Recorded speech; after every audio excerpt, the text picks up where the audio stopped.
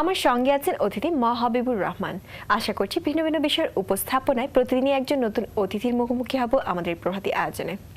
হাবিবুর রহমান, আপনাকে স্বাগত জানাচ্ছি আমাদের আজকের অনুষ্ঠানে। ধন্যবাদ। গত 24 এপ্রিল থেকে 30 এপ্রিল পর্যন্ত সারা দেশে পালিত হচ্ছে গ্লোবাল অ্যাকশন সপ্তাহ 2006। সবার জন্য শিক্ষা কার্যক্রমের অংশ হিসেবে গ্লোবাল অ্যাকশন সপ্তাহ 2006 উপলক্ষে গুণগত প্রাথমিক শিক্ষার জন্য প্রাক প্রাথমিক শিক্ষার গুরুত্ব প্রসঙ্গে কথা হবে আজ। আমাদের আজকের অতিথি সেভ দ্য চিলড্রেন ইউএস এর শিক্ষা কার্যক্রমের পরিচালক হাবিবুর রহমান। অতিথির সাথে আলাপ ছাড়াও থাকছে অনুষ্ঠানের নিয়মিত পরিবেশনা। আশা করছি ভালো লাগবে আপনাদের।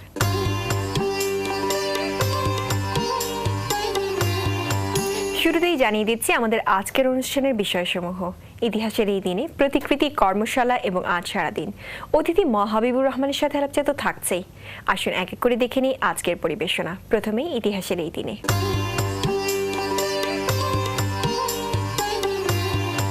মানব সভ্যতার প্রগতিতে ঘটে যাওয়া ইতিহাসের কয়েকটি উল্লেখযোগ্য বিষয় নিয়ে সাজানো আমাদের এই নিয়মিত আয়োজন ইতিহাসের এই দিনে।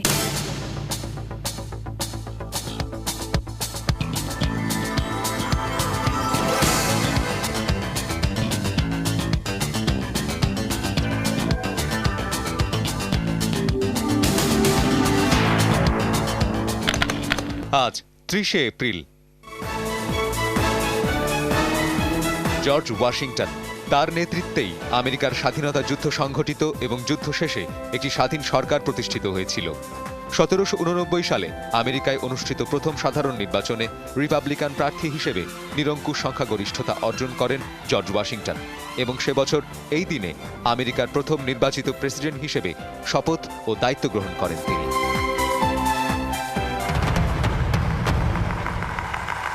অ্যাডলফ হিটলার, 20 শতকের সবচেয়ে আলোচিত ও নিন্দিত জার্মান নেতা। দ্বিতীয় বিশ্বযুদ্ধের হোতা বলা হয় হিটলারকে। কিন্তু দীর্ঘ আগ্রাসন প্রতিহত হলে 1945 সালে রুশ ও মার্কিন মিত্রবাহিনী প্রবেশ করে জার্মানিতে। পতন টের পেয়ে বার্লিনের এক ভূগর্ভস্থ বাংকারে আশ্রয় নেন হিটলার। 1945 সালের এই দিনে বান্ধবীর বিষপানে আত্মহত্যার পর মাথায় রিভলভার ঠেকিয়ে আত্মহত্যা করেন অ্যাডলফ হিটলার।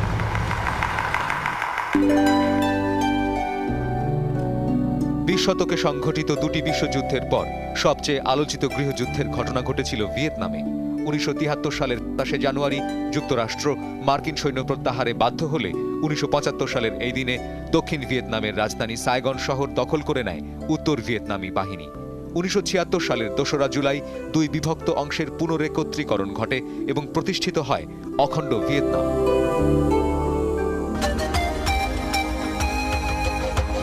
1977 সালের 21 এপ্রিল বাংলাদেশের পঞ্চম রাষ্ট্রপতি হিসেবে দায়িত্ব গ্রহণের 9 দিন পর এই দিনে বিএনপির প্রতিষ্ঠাতা জিয়াউর রহমান 19 দফা কর্মসূচি ঘোষণা করেন।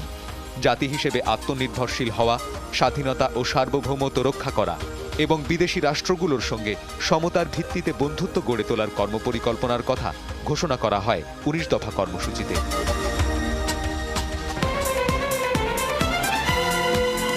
বিয়েট্রিক্স উইলহেলমিনা 1956 সালে তার 18তম জন্মদিনে তাকে নেদারল্যান্ডের পরবর্তী রানী হিসেবে ঘোষণা দেয়া হয়।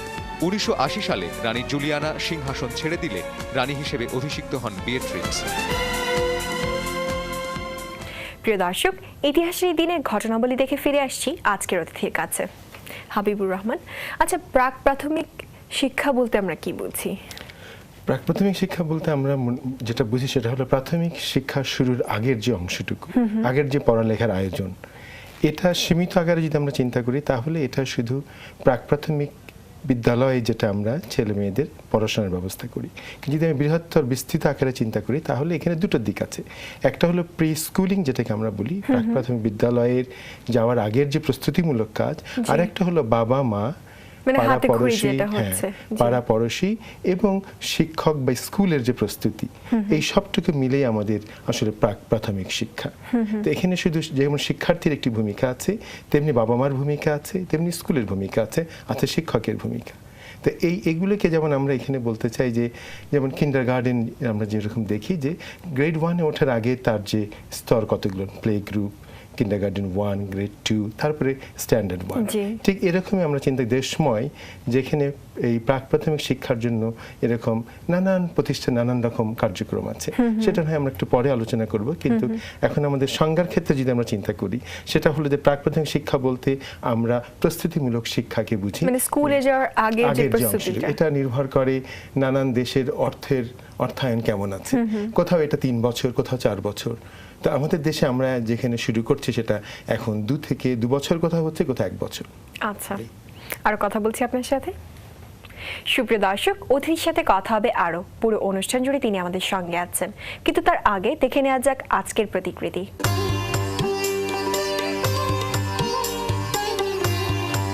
ইতিহাস ও সময় নির্মাতা, বিশ্ব সভ্যতার প্রগতিতে সৃষ্টিশীল এক একজন কীর্তিমানের উজ্জ্বল মুখচ্ছবিতে সাজানো আমাদের এই আয়োজন প্রতিকৃতি। আজকের প্রতিকৃতির মুখ পিথাগোরাস। বিজ্ঞান ও দর্শন চর্চায় প্রাচীন যে কয়টি সভ্যতা উন্নত হিসেবে পরিচিত ছিল, গ্রিক সভ্যতা তার মধ্যে অন্যতম। এই সভ্যতার অন্যতম কারিগর ছিলেন গণিতজ্ঞ, জ্যোতির্বিদ ও দার্শনিক পিথাগোরাস। তার জন্মকাল নিয়ে খানিকটা অনিশ্চয়তা থাকলেও মোটামুটিভাবে বলা যায় খ্রিস্টপূর্ব 560 থেকে খ্রিস্টপূর্ব 480 পর্যন্ত তিনি বেঁচে ছিলেন। 80 বছরের সুদীর্ঘ জীবনে এই মনীষী আমাদেরকে অনেক সমৃদ্ধ করেছেন। পিথাগোরাস প্রচার করতেন যে ক্ষমতালোভী কিছু মানুষকে বংশ পরম্পরার শাসনে বসানোর চেয়ে প্রকৃত জ্ঞানী ও বিদ্যান লোককে ওই পদে বসানো উচিত। তৎকালীন ধর্মের কাণ্ডারীরা পিথাগোরাসের জীবনকে বিষিয়ে তুলেছিল। প্রিয় দর্শক, খ্যাতনামা গ্রিক সভ্যতার অন্যতম কারিগর পিথাগোরাসের প্রতিকৃতি থেকে ফিরে আসছি আজকের অতিথির কাছে।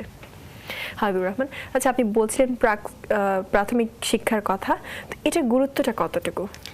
এটার গুরুত্ব অনেক। যদি আমি এখন মনে করি যে তাৎক্ষণিকভাবে এর গুরুত্ব কি, তাহলে আমি বলবো যে দুটো।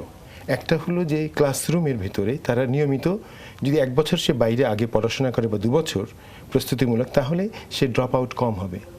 আরেকটা, নিয়মিত সে স্কুলে যাবে, স্কুলে অনিয়মিতভাবে যাবে না। এটা হলো তাৎক্ষণিকভাবে যে ফল। আর যদি আমি দীর্ঘমেয়াদী চিন্তা করি, তাহলে প্রাক প্রাথমিক শিক্ষাকে আমরা মনে করি যে এটা হলো মানুষের যে গুণগত শিক্ষার যে মান, তার একটা ভিত। জি। এটা যদি আমরা এখন ভালোভাবে তাদেরকে প্রশিক্ষণের মধ্যে আনি, শিক্ষার ভিতরে আনি, তাহলে সে কখনো ড্রপ আউট হবে না এবং তার গুণগত মানের ভিতটা দৃঢ় হবে। 2 নম্বর হলো তার জীবনভর যে শিখনের যে ব্যাপারটি, শিখতে চায় মানুষের ভেতরে, শিশুদের ভিতরে সেই বিষয়টি প্রথিত থাকবে, গেঁথে যাবে, সে কখনো শিক্ষা থেকে বিমুখ হবে না। যদি আমি একটা প্রাথমিক পর্যায়ে যদি আমি একটা শিশুর জন্য $1 বা ধরেন 60 টাকা ব্যয় করি, তাহলে আমার এটা দাঁড়াবে, রিটার্ন আসবে প্রায় $13 সমান। আচ্ছা, এটা কিন্তু আমি দীর্ঘমেয়াদী বলছি। তাহলে এই যে আমি যেটা একটা পরিপূর্ণ মানুষ হিসেবে সে বিকশিত হবে, তার যে বুদ্ধিবৃত্তিক বিকাশ, তার শারীরিক বিকাশ, তার ভাষাতাত্ত্বিক বিকাশ এবং তার যে মনোসামাজিক বিকাশ, সেগুলো কিন্তু এই সময়ে হয়। যদি আমরা এই যে প্রাক প্রাথমিক শিক্ষার যে স্তরে আমরা বলেছি, এটা নির্ভর করে সেই দেশের অর্থায়ন কেমন আছে, সে দেশ ধনী না গরিব। আমাদের দেশের মতন এত গরিব দেশ হয়তো এত সম্পূর্ণ সম্ভব হবে না যে 4 বছর 5 বছরের, কিন্তু যদি আমরা যাই করি না কেন, যেটুকুই আমরা ইনভেস্ট করি না কেন, তার রিটার্নটা অনেক বেশি আসবে। সেজন্য এর গুরুত্ব অনেক। আর কথা বলছি আপনার সাথে। দর্শক মণ্ডলী, আমাদের এবার আয়োজন মেলায় থাকছে কর্মশালা।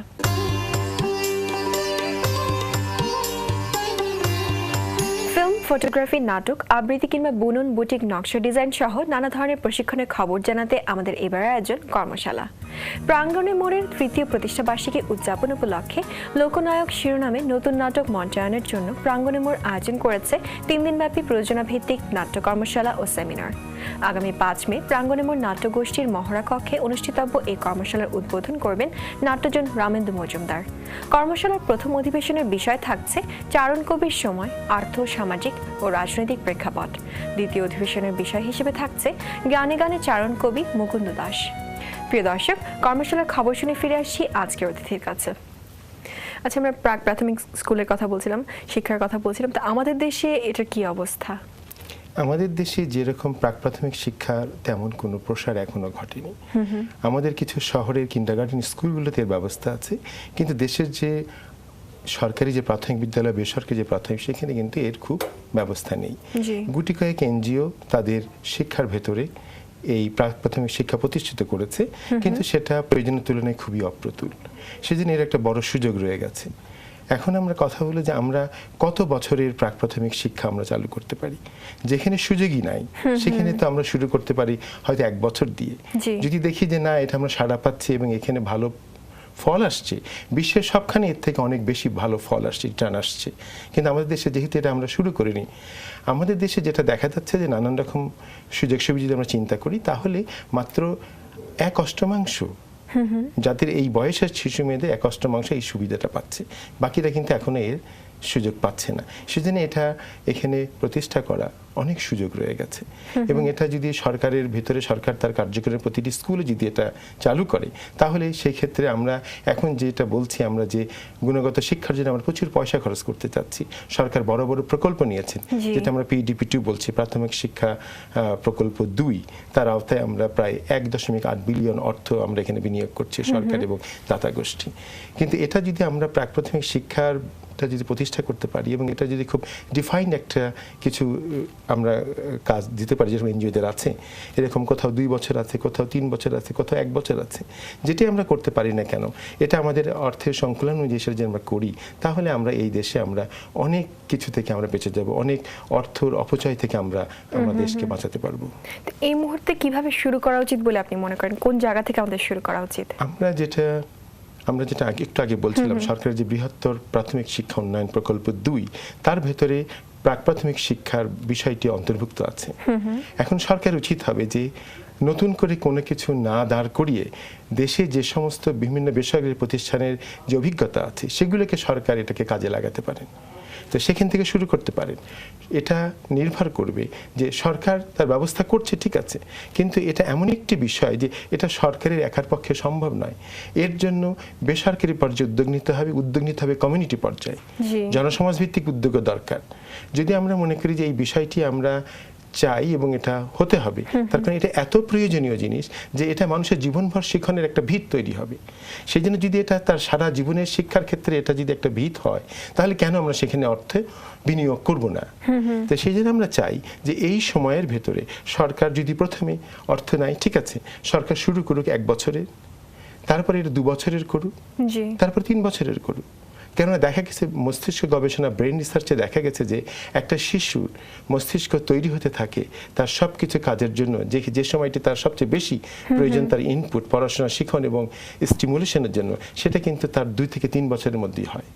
তাহলে এই সময়টা যদি আমরা তাকে প্রপার এডুকেশন বা লার্নিং এর কাছাকাছি নিয়ে যেতে পারি, সেরকম পরিবেশ তৈরি করতে পারি, তাহলে এটা আমাদের অনেক বেশি হবে। এর মানে এই না যে স্কুলই বা প্রি স্কুলগুলো নিয়ে এর সমাধান করবে, এর জন্য আমাদের পরিবারকে তৈরি হতে হবে, মা বাবাকে তৈরি হতে হবে স্কুলকে, এবং তৈরি হতে হবে জনসমাজকে। তো এটা যদি আমরা তৈরি হতে পারি তাহলে আমরা দেখব যে আপাতত অর্থ বিনিয়োগ অনেক বেশি মনে হলেও কিন্তু দেখা যাবে যে ভবিষ্যতে এটা রিটার্নটা অনেক বেশি দিচ্ছে। আচ্ছা, যেসব প্রতিষ্ঠানে প্রাক প্রাথমিক শিক্ষা দেওয়া হচ্ছে সেগুলো স্ট্যান্ডার্ড সম্বন্ধে আপনার কি অভিমত? দেখুন, প্রাক প্রাথমিক শিক্ষা বেসরকারি যে সমস্ত প্রতিষ্ঠান কাজ শুরু করেছে এটা একটা আন্দোলন হিসেবে ছিল, সম্প্রতি সরকার এটাকে গ্রহণ করেছে। যে যেগুলোর আন্দোলন শুরু করতে আমাদের সেভ দ্য চিলড্রেন অন্যতম, প্ল্যান ইন্টারন্যাশনাল এবং ব্র্যাক এবং ইউনিসেফ এর সঙ্গে অনেক কাজ করছে। তাহলে এই প্রতিষ্ঠানগুলো কিন্তু শুরু করেছিল এবং এরা এক ধরনের স্ট্যান্ডার্ড তৈরি করেছে, এটা মান বজায় রেখেছে। এই মানটা আমার কাছে মনে হয় যে এটা অনেক ভালো কাজ করছে এবং সরকার এটাকে যদি এটাকে রেপ্লিকেট করে তাহলে কিন্তু এটা সরকারের বেশি কিছু কষ্ট করতে হবে না। যদি তখন সরকার তার নানান জায়গা থেকে গবেষণা করে চালু করুক, কিন্তু পরে যদি এটার উপরে গবেষণা করে দেখে যে না আরো কিছু সংযোজন বিয়োজন করা দরকার, তা সেটা করতে পারে সরকার। কিন্তু তার জন্য যেটা বড় দরকার সেটা হলো টিচার্স ট্রেনিং। আমাদের দেশে এই টিচার্স ট্রেনিং কথাটি কিন্তু খুব মিসলিডিং। টিচার্স ট্রেনিং না, টিচার্স এডুকেশন হিসেবে দেখতে হবে। টোটাল বিষয়টি একটা দীর্ঘমেয়াদী পরিকল্পনার ভিতরে আনতে হবে। আমরা ট্রেনিং না, আমরা মনে করি যে প্রি স্কুল যদি করে তাহলে এর জন্য ডিফাইন্ড একটা কোর্স কারিকুলাম থাকতে হবে টিচার্স এডুকেশন হিসেবে। যদি যারা প্রাথমিক শিক্ষা পড়ান তাদের জন্য থাকতে হবে, যেমনটি হয়তো পিটিআই আছে, কিন্তু এর আরো সংস্কার দরকার, যেমনটি সেকেন্ডারি এডুকেশনে যারা আছেন। এই টোটাল বিষয়টা একটা কন্টিনিউয়াম হিসেবে দেখতে হবে, হ্যাঁ, একটা ধারাবাহিকতা রক্ষা করে, যেন প্রত্যেকেই এটা বুঝতে পারে যে হ্যাঁ প্রি প্রাইমারি স্কুলের এই চাহিদা, এগুলো প্রশিক্ষণের মধ্যে আছে এবং শিক্ষক তৈরি। যদি শিক্ষক তৈরি আমরা প্রপারলি না করতে পারি তাহলে কিন্তু আমাদের কোনো মডেলই কাজ করবে না। তো সেজন্য আমি মনে করি আবার ফিরে যাই মডেলে। এখন আমাদের প্রাক প্রাথমিক শিক্ষা যে সমস্ত মডেল আমরা তৈরি করছি, বিভিন্ন এনজিও তৈরি করছে এবং পরীক্ষিত যেগুলো, সেগুলো সরকার অনায়াসেই গ্রহণ করতে পারেন। অনেক ধন্যবাদ হাবিবুর রহমান আমাদের অনুষ্ঠানে আসার জন্য। ধন্যবাদ আপনাকেও। জি।